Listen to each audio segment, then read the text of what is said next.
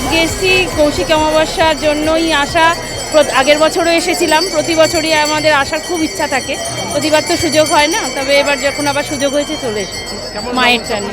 খুব ভালো, খুব ভালো, আমাদের তো কোনো অসুবিধা হচ্ছে না, ভীষণ ভালো সব কিছুই। মায়ের দর্শনও খুব সুন্দর করে করা গেছে। আমাকে খুব ভালো লাগছে দুবাই।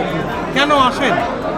এটা আমার কি হচ্ছে, আমি মা তারা মা ভক্ত, এই জন্য আমি একে প্রচুর ভালোবাসে। আমি যে চাই সেটা আমি পেয়ে যাচ্ছি, আমি যে বলি সেটা আমার কাজ হয়ে যাচ্ছে। এই জন্য আমি মা ছাড়া থাকতে পারি না, এই জন্য আমার প্রতি বছর আমাকে মা কাজে আসতে হচ্ছে। বাবা, আপনি একা আসেন না সঙ্গে আরো কেউ না, আসে? আমরা 5 জন এসেছি। না, দেখুন, একটা তীর্থভূমি তীর্থস্থান সম্পূর্ণ আলাদা।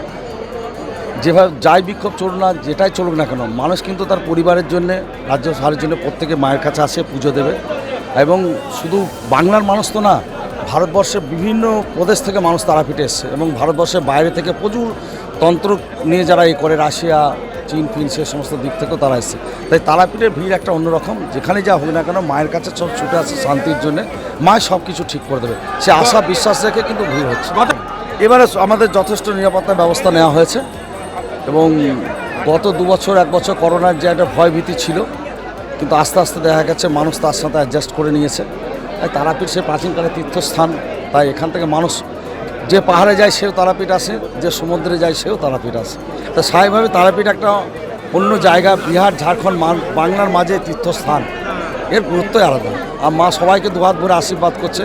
সে দেখুন বিভিন্ন শ্রেণীর মানুষ যারা পরিবারের পুজো দিতে, ব্যবসার পুজো দিতে এসছেন, সাধু সন্তর এসছেন মায়ের সাধনা, কারণ এই দিনে সাধক বাবাকে আবার মায়ের দর্শন পেয়েছিলেন সেই পূর্ণভূমি তারাপীঠ। তাই এই সময়তেই সাধকরা তাদের মনস্কামনা জানিয়ে একটা মায়ের সিদ্ধি লাভ করতে চাইছে, সেই কারণেও অনেকটা আরও ভিড় বেড়ে যাচ্ছে। প্রথম পুজো বলে না, এখানে প্রথমে হয় মায়ের স্নান, তারপর মঙ্গল আরতি, তারপর ভক্তদের জন্য খুলে দেওয়া।